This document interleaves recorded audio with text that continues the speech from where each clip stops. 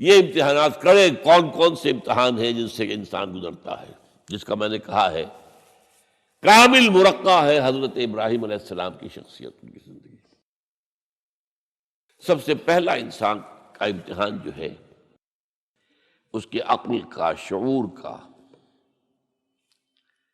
اس کے فہم کا، اس کی فطرت کا، اس کی جبلت کا۔ وہ کیا ہے؟ اس دنیا میں آنکھیں کھولنے کے بعد اللہ تعالیٰ پر ایمان لاتا ہے یا نہیں؟ اللہ کو پہچانتا ہے کہ نہیں؟ میرا خالق کون؟ میرا مالک کون؟ میرا پیدا کرنے والا کون؟ کون میرا محبوب ہے؟ کون میرا مقصود ہے؟ کون میرا مطلوب ہے؟ کون میرا حاکم ہے؟ کون میرا آقا ہے؟ کون ہے قانون دینے والا؟ کون ہے ہدایت دینے والا؟ یہ پہچان لینا عقل و فطرت کا پہلا امتحان ہے جس سے انسان گزرتا ہے۔ اور ظاہر بات یہ امتحان جتنا کسی ماحول میں گمراہی، شرک، کفر کے تہ بر تہ اندھیرے ہوں گے اتنا ہی امتحان سخت ہوگا۔ آپ مسلمانوں کے ماحول میں رہ رہے ہیں تو ٹھیک ہے، مسلمان بھی اب دنیا پرست بن گئے ہیں یا جو بھی آپ کہیں، حقیقی مسلمان تو دیکھنے کو نہیں ملتا، پھر بھی بہرحال اسلام تو ہے نا یہاں۔ کسی نہ کسی دیکھ کو تو چیز کو تو اللہ یاد آ جاتا ہے، کبھی نہ کبھی تو کسی کی بات ہی دل میں اتر جاتی ہے۔ کوئی اللہ کا بندہ جو ہے خلوص و اخلاص سے کہتا ہے بات اور وہ آپ کے دل میں اتر گئی۔ آپ ایسے معاشرے کا تصور کیجیے جہاں سرے سے ہدایت ہے ہی نہیں، کفر ہی کفر ہے، شرک ہی شرک ہے، باطل ہی باطل ہے، اس میں ایک شخص آنکھ کھولے اور پھر وہاں وہ خالق حقیقی کو پہچان لے، یہ ہے سب سے بڑی کامیابی۔ آپ کو معلوم ہے قرآن مجید میں سورہ انعام میں پورا قصہ بیان ہوا ہے۔ جس ماحول میں کہ حضرت ابراہیم نے آنکھ کھولی ہے وہ ماحول کون سا ہے؟ ہر طرح کا شرک وہاں پر انتہائی درجے میں موجود تھا۔ سورج اور چاند اور ستاروں کی پرستش، بتوں کی پرستش، اور سیاسی شرک۔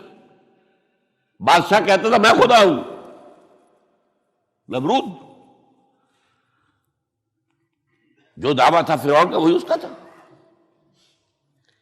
کہیں سے کوئی توحید، کوئی اللہ کی بات، کوئی نیکی کی بات، کہیں کوئی روشنی، کوئی کرن اس معاشرے میں تھی؟ اس معاشرے میں خالص اللہ نے جو فطرت سلیم عطا کی تھی اور جو عقل سلیم عطا کیا تھا، اس کی روشنی میں سفر کرتے ہوئے ان تمام معبودوں کا انکار کر کے انی وجہت وجہی للذی فطر السماوات والارض حنیفا وانا من المشرکین، میں تمہارے ان معبودوں کو نہیں مانتا، میں ان کی نفی کرتا ہوں، ان سب کا باغی ہوں، یہ سب گمراہی ہے،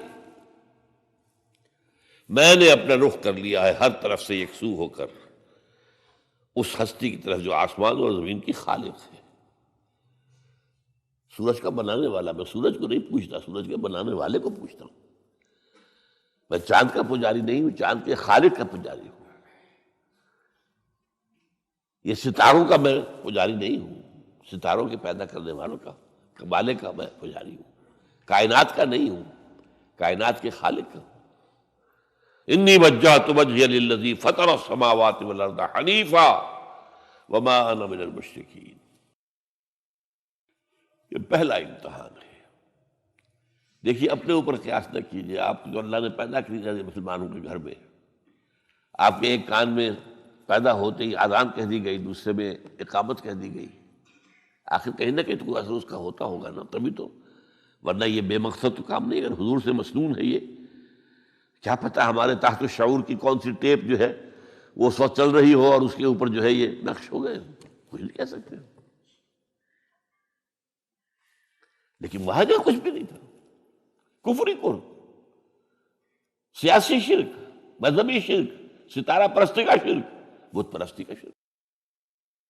اس میں ایک نوجوان سلیم الفطرت نوجوان، اس نے ان تمام سے رخ موڑ کر ایک اللہ کی ہستی کی طرف۔ اب آپ سوچئے دوسرا امتحان آتا ہے۔ اب حق پر پہنچ تو گئے، حق پر کھڑے رہنا آسان نہیں ہے۔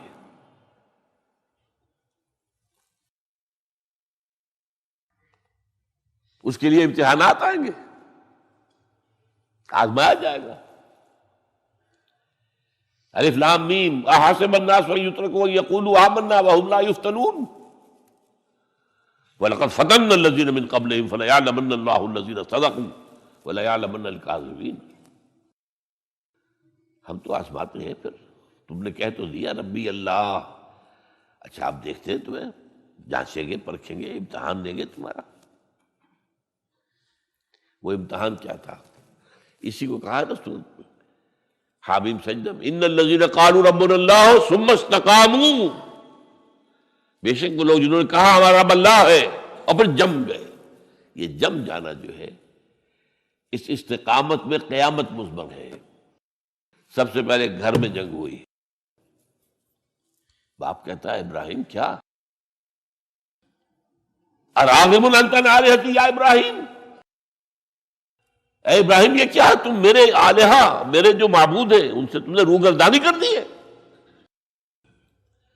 اور ابراہیم سمجھا رہے ہیں یا ابت، ابا جان انی قد جانی من العلم ما لم یاتک فاتبعنی اہدک صراطا سویا۔ ابا جان میرے پاس وہ علم آیا ہے جو آپ کے پاس نہیں آیا، مجھے اللہ نے وحی کے ذریعے سے ہدایت کاملہ عطا کر دی ہے، تو آپ کو میری پیروی کرنی پڑے گی۔ دیکھیے بات الٹی ہو رہی ہے، وہ باپ ہے تم بیٹے ہو، وہ کہہ سکتا ہے میں نے اپنے یہ بال دھوپ میں سفید کیے، تم کل کے بچے، آج تم مجھ سے مانگ رہے ہو، مطالبہ کر رہے ہو۔ دلیل پہلے دے دی ہے، یا ابت انی قد جانی من العلم ما لم یاتک، وہ علم کا وہ شعبہ آپ کے پاس ہے ہی نہیں جو اللہ نے مجھے وحی کے ذریعے سے دے دیا ہے، لہٰذا آپ کو میری پیروی کرنی ہوگی۔ یا ابت لا تعبد الشیطان، ابا جان دیکھیں شیطان کی پیروی نہ کیجیے، انہ کان للرحمن عصیا، وہ تو رحمان کا بڑا گنہگار تھا، سرکش تھا، باغی تھا۔ یا ابت انی اخاف ان یمسک عذاب من الرحمن فتکون للشیطان ولیا، ابا جان مجھے بڑا اندیشہ ہے کہ آپ کہیں اللہ کی نگاہ میں شیطان کے ساتھیوں میں شمار نہ ہو جائیں اور پھر آپ پر اللہ کا عذاب نہ آ جائے۔ لیکن جواب کیا دیا باپ نے؟ اراغب انت عن آلہتی یا ابراہیم لئن لم تنتہ لارجمنک واہجرنی ملیا، اے ابراہیم میرے آلہہ میرے معبودوں سے روگردانی کر رہا ہے، بعد نہیں آؤ گے تو سنسار کر دوں گا، پتھر مار مار کے ہلاک کر دوں گا، اور نکل جاؤ، دفع ہو جاؤ میری نگاہوں کے سامنے سے۔ وہ فطرت سلیمہ کا حامل نوجوان کیا کہتا ہے؟ قال سلام علیک، اچھا ابا جان آپ پر سلامتی ہو، میں قال سلام علیک، میں جاتا ہوں، گھر چھوڑ کے جا رہا ہوں، لیکن میں اپنے رب سے آپ کے لیے دعا کروں گا کہ وہ آپ کو ہدایت دے، وہ مجھ پر بڑا مہربان ہے، مجھے امید ہے کہ وہ میری اس دعا کو رد نہیں کرے۔ اب اس سے ذرا آگے بات بڑھی، ابراہیم سوچتے ہیں کہ ان لوگوں کے اوپر کوئی تیشہ زوردار مارنا ہوگا، یہ جاگنے کو تیار نہیں ہے۔ میں ان سے کہتا ہوں تو ہاں کہتے ہیں ہاں ٹھیک تو کہہ رہے ہو تم، لیکن نہیں بھائی ہمارے آباء و اجداد کا دین ہے، اس پہ چلے آ رہے ہیں، کیسے چھوڑ دیں ہم؟ بات تو تمہاری ٹھیک لگتی ہے ابراہیم، تم بات تو صحیح کر رہے ہو، لیکن سورہ عنکبوت میں فرمایا مودۃ بینکم فی الحیاۃ الدنیا، حضرت ابراہیم نے کہا تم اپنے دنیا کی زندگی کی محبتوں کی وجہ سے جکڑے ہوئے ہو، ورنہ تمہیں معلوم ہے میں نے کھول دیا تم پر کہ یہ سب بکواس ہے، یہ تمہارے عقائد جو ہیں بے بنیاد ہیں، لیکن دنیاوی محبتیں یہ تعلق جو ہے تمہیں کھڑا کیے ہوئے ہے۔ جب انہوں نے دیکھا کہ ان پر وہ اقبال کا شعر ہے کہ پھول کی پتی سے کٹ سکتا ہے ہیرے کا جگر، مرد ناداں پر کلام نرم و نازک بے اثر۔ مرد ناداں پر کلام نرم و نازک، اس کے اوپر تو وہ ہتھوڑا چلانا پڑتا ہے، وہ ہتھوڑا چلانے کی سوچی۔ ان کا کوئی تہوار آ رہا تھا جس میں جا کے باہر میدان میں جا کے کوئی پوجا کرنی تھی کسی خاص ستارے کی، اور پورا شہر خالی ہو جانا تھا۔ حضرت ابراہیم نے کہا میری طبیعت تو ٹھیک نہیں، میں تو آپ لوگوں کے ساتھ نہیں جاؤں گا، آپ جائیے۔ سب چلے گئے، پورا شہر خالی ہو گیا۔ اب انہوں نے ہاتھ میں ہتھوڑا لیا، وہ بت خانے میں گھس گئے اور سب بتوں کو توڑ کے چورا چورا کر دیا۔ لیکن طبیعت میں ایک عجیب قسم کا ایک مٹھاس والا مزاح تھا، تو اس ایک سب سے بڑے بت کو چھوڑ دیا اور اس کے کندھے پر وہ تیشہ رکھ دیا۔ اب جو وہ رات کو واپس آئے ہوں گے، آپ سوچئے ذرا، آج بھی ہندوستان کے شہر متھرا میں یا بنارس میں کہیں بتوں کے ساتھ کے کوئی حشر کر دے تو کیا قیامت آئے گی۔ کیا کیا؟ من فعل ھذا بآلہتنا، کون ہے وہ جس نے ہمارے معبودوں کا یہ حشر کیا ہے؟ بہت کچھ کر کے کچھ لوگ، ہاں ہم سنتے تھے ایک نوجوان جو ہے وہ کچھ ان کا ذکر کیا کرتا تھا، ان بتوں کا کہ ان میں کچھ نہیں ہے، کچھ نہیں ہے، کچھ باغیانہ خیالات کا اظہار کیا کرتا تھا وہ ابراہیم۔ بلاؤ، حاضر کیا گیا۔ یا ابراہیم انت فعلت ھذا، کیا اب تم نے کیا؟ مجھ سے کیا پوچھتے، اس بڑے بت سے پوچھو، اس سے پوچھو، بھائی سارے ٹوٹے ہوئے، یہ سالم کھڑا ہے۔ اور نمبر دو، جسے کہتے ہیں پولیس کی اصطلاح میں آلہ واردات، قتل کیا تھا تو کس چیز سے کیا تھا وہ بھی برآمد ہو گیا، وہ چھری بھی مل گئی ہے، اس پر خون کے دھبے ہی ہیں۔ اور آج تو آپ کو معلوم ہے کہ خون کے قطرے سے بھی پتہ چل جاتا ہے کہ کس کا خون تھا، جینیٹکس کے ذریعے سے۔ تو اس نے کیا ہوگا کہ ابراہیم وقل کے ناخن لو، ان سے پوچھے، یہ بات کرتے کوئی؟ اف لکم، تو ہے تم پر، تم پوچھتے ہو ان کو جو بات تک نہیں کر سکتے، جو اپنا دفاع نہیں کر سکتے، جو اپنے آپ کو بچا نہیں سکتے۔ ایک عام انسان بھی دفاع کرتا ہے اپنا۔ فرجعوا الی انفسہم، اب انہوں نے اپنے اندر دلوں کی طرف دھیان کر کے سوچا کہ واقعی ابراہیم صحیح کہتا ہے، لیکن پھر لوٹے، پھر وہ عصبیت، پھر وہ آباء و اجداد کے ساتھ تعلق، پھر وہ معاشرتی نظام۔ انہوں نے کہا بس اس کو قتل کرو، اب اس کو ختم کر دو۔ یہ اس کو فیس کرنا، آپ سوچ لیجیے یہ کتنے بڑے امتحان کی بات تھی، کتنے بڑے جگر کی بات تھی۔ اچھا، چونکہ وہاں نظام بھی تھا، بادشاہ کے دربار میں حاضری ہو گئی۔ ابراہیم، ہم نے سنا تم ہمارے سوا کسی کو خدا مانتے ہو؟ جی ہاں، کون ہے وہ خدا؟ فرمایا میرا رب وہ ہے جو زندہ رکھتا ہے اور مارتا ہے، ربی الذی یحیی و یمیت۔ قال انا احیی و امیت، میں بھی زندہ رکھتا ہوں اور مارتا ہوں۔ فوراً جو ہے حکم دیا، جیل خانے سے 2 قیدیوں کو بلایا، ایک کی گردن اسی وقت مار دی، دیکھو میں نے مروا دیا کہ نہیں، ہے نہیں میرے پاس اختیار، اور ایک کا جاؤ اسے چھوڑ دیا۔ تو میں خدا ہوا کہ نہیں؟ حضرت ابراہیم نے سمجھ لیا کہ اب یہ جس قسم کی کچ بحثی میں آ گیا ہے، یہاں بھی کوئی ہتھوڑا چلانا پڑے گا۔ فرمایا فإن اللہ یاتی بالشمس من المشرق فأت بہا من المغرب، میرا رب وہ ہے جو مشرق سے نکالتا ہے سورج کو، تم خدا ہو تو ذرا مغرب سے نکال کے دکھاؤ۔ فبہت الذی کفر، تو وہ جو کافر تھا مبہوت ہو کر، اب کیا کہ آئیں بائیں شائیں، فبہت الذی کفر۔ لیکن میں یہاں پہ جو زور دے رہا ہوں، آپ اس ہمت، اس قوت ارادی کا اندازہ کیجئے کہ جو ایک بڑے زبردست بادشاہ کے میں سامنے کھڑے ہو کر یہ بات کر رہا ہے، اور ڈٹ کر رہا ہے، آنکھوں میں آنکھیں ڈال کر رہا ہے۔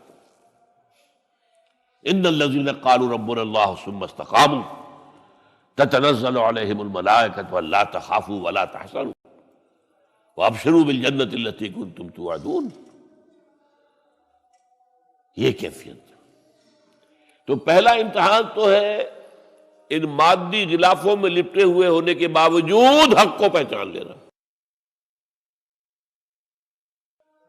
اس مادی کائنات میں گم نہ ہو جانا، اس سے ماورا، اس سے بلندتر ہو کر اس ہستی کو پہچاننا جس نے اس کو پیدا کیا. انی وجہت وجہی للذی فطر السماوات والارض حنیفا وما انا من المشرکین. پھر اس پر قائم رہنا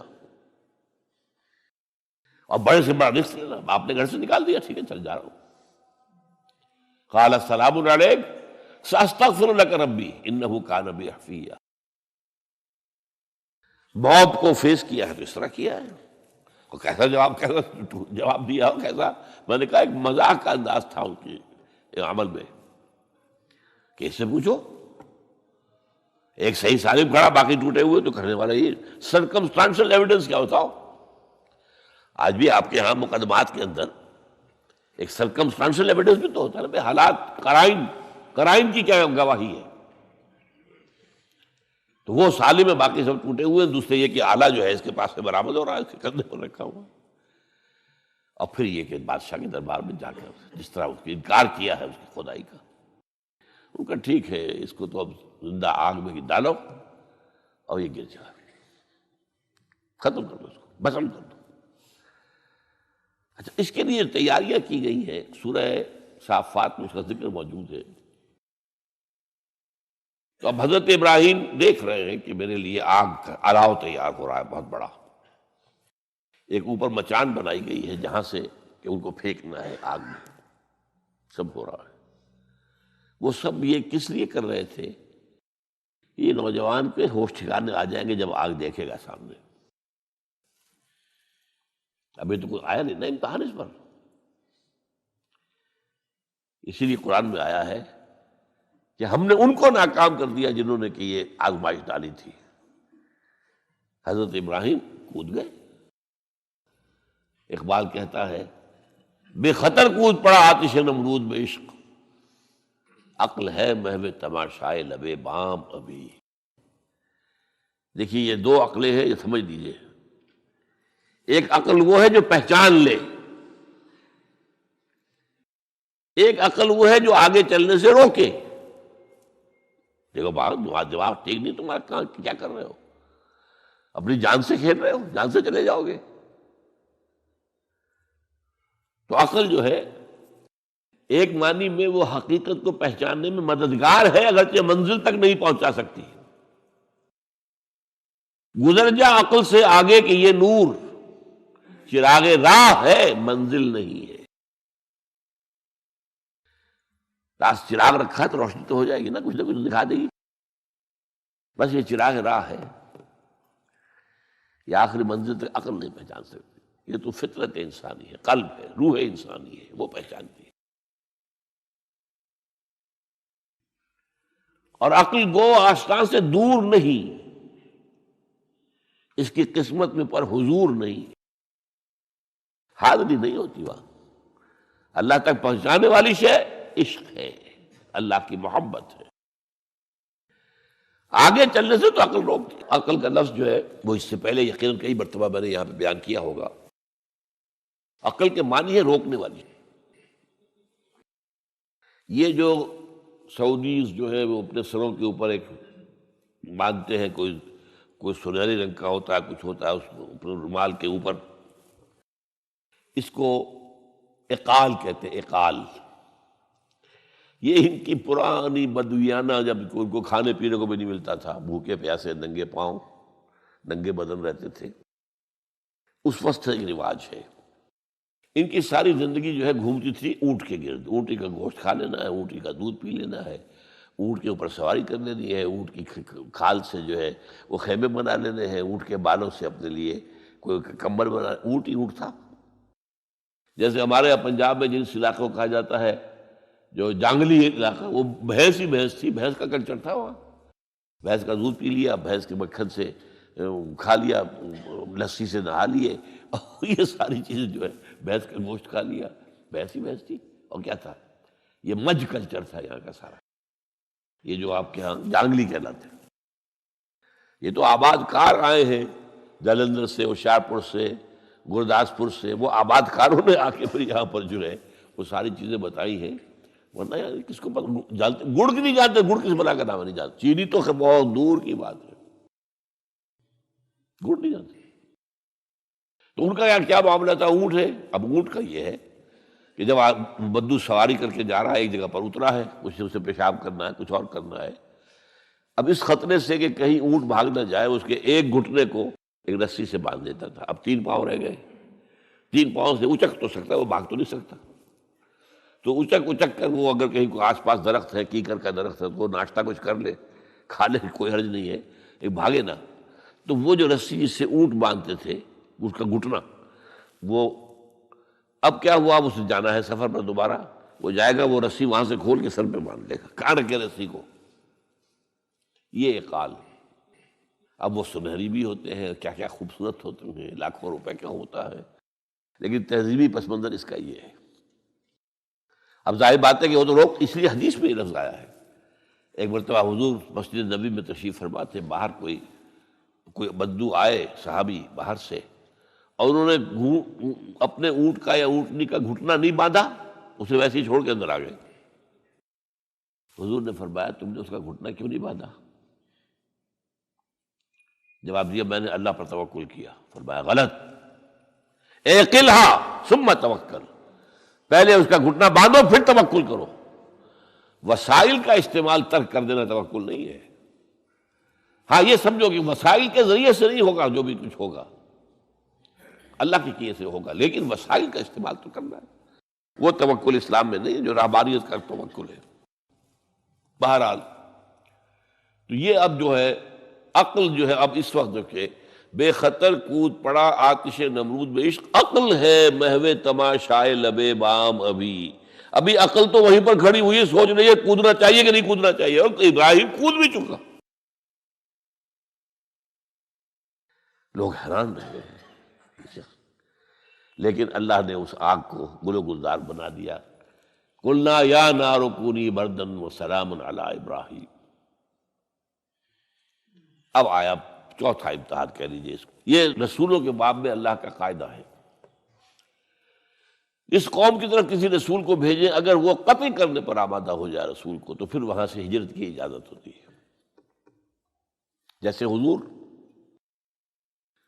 جب دار الندوہ میں فیصلہ ہو گیا کہ اب قتل کر دو محمد کو صلی اللہ علیہ وسلم، اس سے پہلے یہ اندیشہ تھا جب تک کہ ابو طالب زندہ تھے کہ چچا سپورٹ پر ہے ابو طالب، اب بنو ہاشم کا وہ سردار ہے، تو یہ ہماری جو ہے ان فائٹنگ ہو جائے گی، ٹرائبل، انٹر ٹرائبل یا انٹرا ٹرائبل کہنا چاہیے، کہ قریش کے اندر ہی آپس میں جب ہم لڑ پڑیں گے تو ہماری جو دھاک بیٹھی ہوئی ہے پورے عرب میں وہ تو ختم ہو جائے گی۔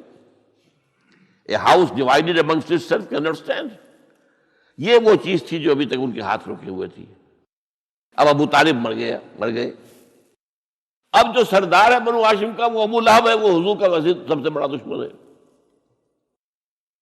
لہذا فیصلہ ہو گیا۔ تب آپ گئے ہیں طائف اور وہاں سے بھی ناکام آئے ہیں۔ اس کے بعد یہ ہے کہ باقی سب صحابہ کو آپ نے اجازت دے دی چلے جاؤ مدینے، لیکن ابھی آپ منتظر رہے جب تک کہ ایکسپریس پرمیشن نہ آئے، رسول اپنی جگہ چھوڑ نہیں سکتا۔ بہرحال یہ ایک علیحدہ معاملہ ہے کہ اس میں تھوڑی سی خطا ہو گئی تھی حضرت یونس علیہ السلام کے ساتھ، کہ وہ اپنی قوم کے اس رویے سے دل برداشتہ ہو کر غصے کے اندر بھرے ہوئے، یہ ماننے والے نہیں، ناہنجار لوگ چھوڑ کر چلے گئے، اگرچہ اللہ کی اجازت ابھی نہیں آئی تھی۔ یہی وجہ ہے اللہ نے انہیں سزا دی، مچھلی کے پیٹ میں رہے، وہاں وہ استغفار کرتے رہے، لا الہ الا انت سبحانک انی کنت من الظالمین۔ پھر اس ویل مچھلی نے اگل دیا ان کو اور ساحل کے اوپر رہے، اس کا پورا ذکر ہے قرآن مجید میں۔ بہرحال تو یہ اب معاملہ آ گیا وطن کو چھوڑنے کا، لہذا ہجرت کی۔ اب ان قال انی ذاہب الی ربی سیہدین، ٹھیک ہے تم لوگوں کا حال یہ ہے، میں نے تمہیں ہر طرح سمجھایا، نرم بھی سمجھایا، گرم بھی سمجھایا، تمہارے اوپر ہتھوڑے بھی برسائے اور پھول بھی برسائے، تم کسی طرح ماننے والے نہیں ہو، اب تم میری جان کے دشمن بن گئے ہو، تو ٹھیک ہے پھر میں جاتا ہوں۔ انی ذاہب الی ربی سیہدین، رب ہب لی من الصالحین۔ ایک دعا اور نکل آئی اس وقت دل سے، اے اللہ مجھے صالح اولاد عطا فرما۔ 80 برس سے تجاوز ہو چکی تھی عمر، اولاد نہیں تھی۔ آپ کے اپنے خاندان سے تھیں جو اہلیہ تھی سارہ رضی اللہ تعالی عنہ، بانجھ نہیں ہوئی، اولاد نہیں ہوئی، اللہ کی مرضی۔ بہرحال حضرت ابراہیم کے ساتھ ہجرت کرنے والوں میں حضرت سارہ بھی تھی آپ کی اہلیہ، حضرت لوط بھی تھے آپ کے بھتیجے، اور حضرت لوط کی اہلیہ بھی تھی۔ یہ اہلیہ جو ہے لوط کی، یہ مومنہ تھی، یہ ساتھ انہوں نے ہجرت کی ہے۔ بعد میں جب انہیں اللہ تعالیٰ کے حکم سے حضرت ابراہیم نے بھیج دیا سدوم اور عامورہ کی بستیوں کی طرف، تو وہاں شاید معلوم ہوتا کوئی اور شادی کی ہے، وہ کافرہ رہی، اور اس نے جو ہے حضرت لوط کے ساتھ جو ہے خیانت کا معاملہ کیا، وہ ایک علیحدہ معاملہ ہے۔ بہرحال اس وقت جو دعا کی رب ہب لی من الصالحین، اس کے جواب میں اللہ نے فوراً ہم نے اسے ایک غلام فبشرناہ بغلام حلیم، ہم نے انہیں بشارت دے دی ایک بہت ہی بردبار، حلیم الطبع، متحمل مزاج بیٹے کی۔ یہ اسماعیل کی تعریف ہے، نوٹ کر لیجیے گا۔ دوسرے بیٹے ہوئے حضرت سارہ کے بعد میں، ان کو کہا گیا ہے غلام علیم عالم۔ حضرت اسماعیل کے لیے کہا گیا ہے غلام حلیم، بہت بڑے حلیم، متحمل مزاج، بہت بادشاہ۔ اس کا بھی تھوڑی سی داستان بیان کر دوں۔ حضرت سارہ کہاں کے یہاں اولاد نہیں تھی۔ حضرت ابراہیم ہجرت کر کے آئے تھے، کہاں سے پیدا کہاں ہوئے تھے؟ شہر ار، یہ جو عراق کا اس وقت کا سب سے بڑا شہر تھا، صدر مقام تھا، وہاں پیدا ہوئے تھے۔ وہاں سے ہجرت کر کے کہاں آئے؟ شام میں علاقہ، خاص طور پر فلسطین کا جو ہے کنعان، یہاں آ کر آپ نے ڈیرا اپنا جما لیا۔ اور اس کے قریب میں ہی 2 بستیاں تھیں جہاں پر کہ وہ سوڈومی والا معاملہ جو ہے آپ کو معلوم ہے، بدترین جو ہے گندگی تھی ان کے اندر، جہاں حضرت لوط علیہ السلام کو بھیجا۔ پھر انہوں نے ایک سفر کیا مصر کا، اس کی وجہ بھی سمجھ لیجئے۔ مصر میں اس وقت جو خاندان حکمران تھا وہ عرب تھا اصلاً، وہ مصری نہیں تھے، وہ فرائضہ نہیں تھے، وہ مصر کے تھے، عرب سے آ کر لوگوں نے قبضہ کیا تھا۔ تو حضرت ابراہیم وہاں گئے، وہاں ان کی بڑی پذیرائی ہوئی۔ ایک حادثہ سا بھی ہوا کہ یہ اندیشہ تھا کہ کہیں حضرت سارہ بہت خوبصورت تھی، تو کوئی بادشاہ جو ہے، وہ بادشاہوں کے اپنے انداز ہوتے ہیں، تو کوئی جو ہے کوئی غلط حرکت نہ کرے۔ تو کہا کہ سارہ سے کہا کہ میں جب یہ مجھ سے پوچھے گا یہ کون ہے تو میں کہہ دوں گا میری بہن ہے، نہیں میں کہوں بیوی تو پھر تو وہ کہے گا ٹھیک ہے پھر یہ اب میں لیتا ہوں اس کو، بہن ہے۔ بہرحال اس میں جو بھی ہوا، اللہ تعالیٰ نے حضرت سارہ کی عزت بھی بچائی۔ وہ معجزہ دیکھا حضرت ابراہیم کی طرف سے جو اللہ نے پیش کیا، جیسے حضرت سارہ کو مصر کے بادشاہ کی اس غلط نیت سے بچائے رکھا۔ پھر اس شخص نے جو ہے اپنی بیٹی ہاجرہ یہ خدمت میں پیش کی۔ یہ ہاجرہ کنیز نہیں تھی، یہ اصل میں یہودیوں نے مشہور کر دیا ہے۔ یہودی کہتے ہیں کہ اصل بیوی تو تھی حضرت سارہ، اور سارہ کے ہاں اولاد بعد میں ہوئی ہے، وہ ہے اسحاق کے بیٹے ہیں یعقوب کی اولاد ہم ہیں، تو اصل تو ابراہیم کی اولاد ہم ہیں۔ ہاجرہ جو ہے تو کنیز تھی، لوڈی تھی، لہذا اس کی وہ عزت ہی نہیں، اسماعیل تو وہ عزت ہی نہیں، اسماعیل کا وہ مقام ہی نہیں۔ یہ یہودیوں کا قول ہے، لیکن وہ اصل میں کنیز نہیں تھی، وہ بیٹی تھی، شہزادی تھی۔ بلکہ تاریخ نے اپنے آپ کو پھر دہرایا ہے کئی ہزار سال بعد۔ حضور نے صلح حدیبیہ کے بعد جب خطوط لکھے ہیں دعوتی بادشاہوں کے نام، شہنشاہ ایران، شہنشاہ روم، مقوقس مصر، نجاشی حبشہ، خطوط لکھے، تو مقوقس جو ایک طرح کا بادشاہ تھا، پیٹریارک تھا، جو الیگزینڈریا کا، اس نے اکرام کیا حضور کے جو سفیر تھا، ان کا بڑی عزت کی، احترام کیا، اور پھر حضور کی خدمت میں 2 جو ہے خواتین کو بھی بھیجا، اب اس زمانے میں یہی رواج دنیا کے اندر چلتے تھے. اور یہ گھوڑا بھیجا دلدل، وہ جو حضور صلی اللہ علیہ وسلم کا بہترین گھوڑا تھا. تو انہی میں سے ایک کنیز جو ہے ان سے حضور نے نکاح کیا، ماریہ قبطیہ. اور ماریہ قبطیہ سے اللہ نے اولاد دی حضور کو عمر کے آخری درجے میں. حضرت ابراہیم نام رکھا ان کا. نوٹ کیجیے، سائیکل مکمل ہو رہا ہے. ابراہیم گئے تھے مصر، وہاں سے ہاجرہ آئی اور اس سے اسماعیل ہوئے، اسماعیل سے یہ ساری نسل چلی، محمد پیدا ہوئے. محمد کے نکاح میں پھر مصر سے آئی ہوئی ایک خاتون آئی ہے ماریہ قبطیہ، ان سے جو پیدا ہوئے ان کا نام ابراہیم رکھا. تو یہ گویا کہ یہ ایک عجیب سائیکل ہے. بہرحال لیکن جب حضرت سارہ نے دیکھا کہ میرے ہاں تو اولاد نہیں ہو رہی، تو حضرت ابراہیم سے کہا کہ میں آپ ہاجرہ کے ساتھ آپ جو ہے ذر و شوقت معاملہ قائم کر لیجئے، تو اللہ آپ کو ان کے ذریعے سے اولاد دے دے. مجھے تو امید نہیں ہے کہ میرے ہاں اولاد ہو. تو اس پر حضرت ابراہیم نے ان کے ساتھ وہ رشتہ قائم کیا اور اللہ نے اسماعیل جیسا بیٹا دے دیا. اب اللہ تعالیٰ نے حکم دیا ہاجرہ اور اپنے اس بیٹے کو لے جاؤ اور جاؤ وہاں بواد غیر ذی زرع، جاؤ وہاں حجاز کی اس وادی کے اندر، وادی غیر ذی زرع، وہاں ان کو چھوڑ دو. اب یہ امتحان دیکھیے، توکل کا امتحان. حضرت ابراہیم لے آئے، کوئی متنفس نہیں، کوئی گھاس تک پیدا نہیں ہو رہی. کوئی درخت کا ہونا تو اور بڑی بات ہے کہ کہیں کھجور کا درخت ہو یا کوئی اور درخت بھی نہیں. پانی نہیں، پانی کا ایک مشکیزہ تھا ابراہیم کے پاس، وہ چھوڑ دیا. کچھ کھجوریں تھیں وہ دے دی اور چلے. حاجرہ پوچھتی ہمیں کس کے بعد سارے چھوڑ کے جا رہے ہیں؟ کہنے لگے اللہ کے. یہ ہے توکل، اللہ کا حکم ہے. دعائیں مانگ مانگ کر رب ہب لی من الصالحین فبشرناہ بغلام حلیم.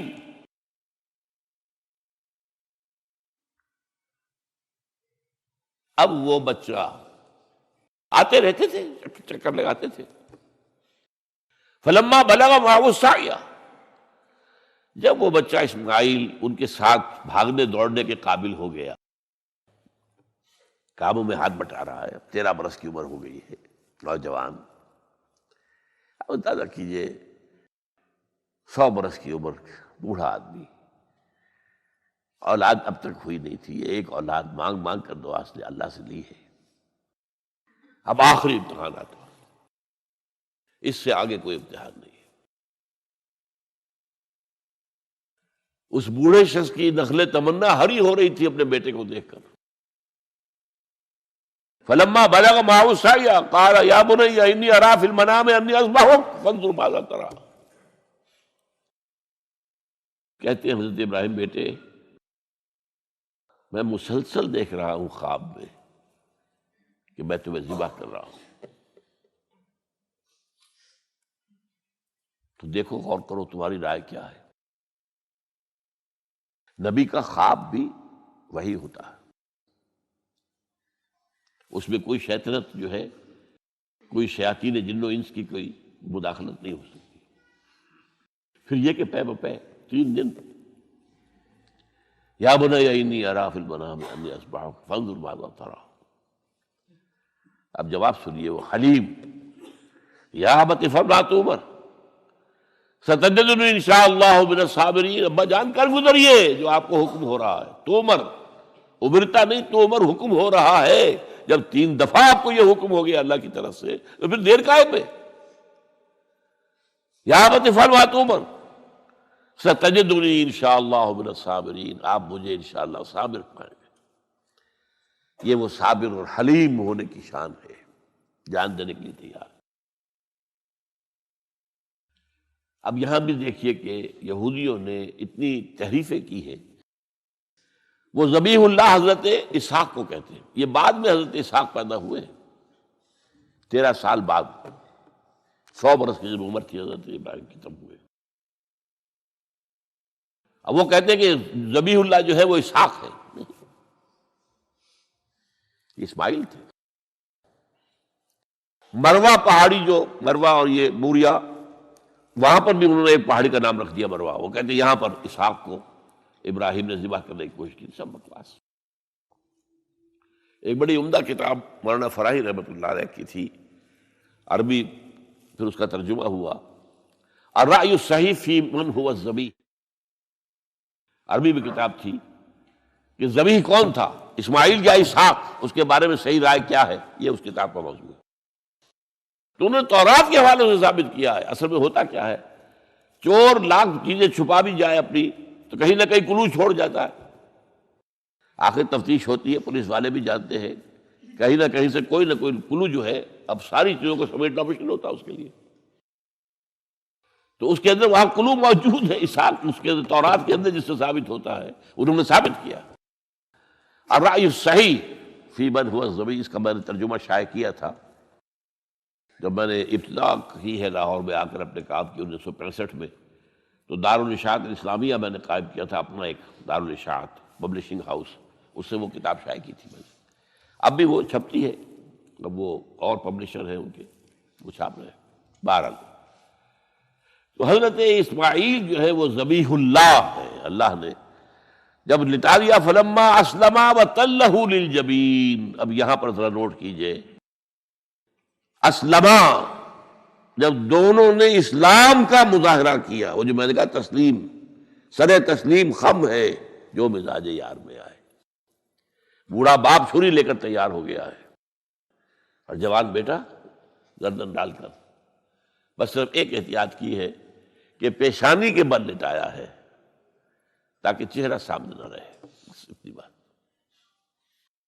چھری چلاتے ہوئے چہرہ اوندا بولتا لہ للجبین، پیشانی کے بل انہوں نے لٹا دیا اور پھر چھری چلائی۔ لیکن اللہ نے پکار کر کہا، یا ابراہیم قد صدقت الرؤیا انا کذالک نجزی المحسنین۔ اے ابراہیم بس تم نے اپنا خواب پورا کر دیا۔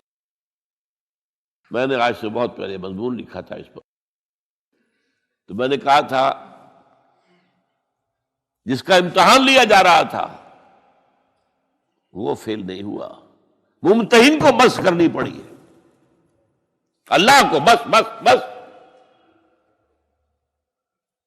ان ھذا لھو البلاء المبین۔ اے ابراہیم واقعتاً یہ بہت بڑی آزمائش تھی، اس میں تم پورے اتر گئے ہو۔ یہ میں نے آپ کے سامنے زندگی کا جو پورا ایک نقشہ ہے ابراہیم کا، ہر قدم پر امتحان، ہر قدم پر امتحان، ایک سے ایک کڑا امتحان، ایک سے ایک بڑا امتحان، اور آخری امتحان یہ تھا، ان ھذا لھو البلاء المبین۔ جب ممتحن یہ کہتے بھائی بات تم بہت مشکل، پرچہ واقعی میں نے بہت مشکل سیٹ کیا تھا، کمال ہے تم نے بہت عمدہ حل کیا، تو اس سے بڑی شاباش کیا ہوگی۔ لیکن اس کے ساتھ یہ ہے کہ اب اگلا موضوع آ رہا ہے میرا، جہاں تک تو معاملہ آ گیا، یہ قربانی جو ہے اس کو پھر ہمیشہ کے لیے اب سنت ابراہیم کے طور پر جا باقی رکھا گیا۔ عین اس وقت جنت سے ایک میڈا ان کی جگہ آ گیا۔ حضرت اسماعیل کو کوئی قدم نہیں پہنچی، کچھ بھی نہیں، میڈا ذبح ہو گیا۔ اور وہ قربانی ہے جو آج پوری دنیا میں اس وقت سے لے کر ترکنا علیہ فی الآخرین، ہم نے اس کی یہ یاد ہے، یہ قربانیاں جو آپ دیں گے یہ کیا ہے؟ حضور سے پوچھا گیا ما ھذہ الاضاحی یا رسول اللہ، اے اللہ کے رسول یہ اضاحی کیا ہے، یہ کیا ہے، یہ جو ہم قربانیاں دیتے ہیں کیا ہے؟ قال سنت ابیکم ابراہیم، یہ تمہارے باپ ابراہیم کی سنت ہے۔ اس کو زندہ رکھا ہے اللہ نے، ان کے اس امتحان کی کامیابی کو، اس کا جشن منایا جا رہا ہے ہر سال، لاکھوں کا کروڑوں جانور جو ہے اللہ کے نام پر ذبح ہو رہے ہیں۔ یہ وہ اسماعیل کی قربانی کا جو ہے یہ جشن ہے جو منایا جا رہا ہے۔ البتہ یہاں میں ایک بات کہہ دوں، علامہ اقبال نے ایک شعر میں شاعرانہ ایک ہوتا نا تصور، ایک اس میں ایک بات کہی ہے جو میرے خیال میں مناسب نہیں ہے۔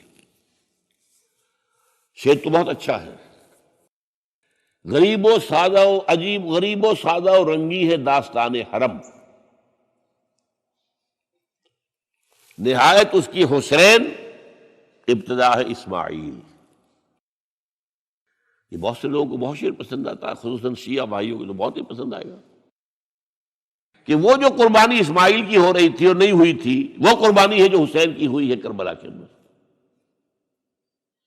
تو غریب و سادہ و رنگی ہے داستان حرم، نہایت اس کی حسین، ابتدا ہے اسماعیل.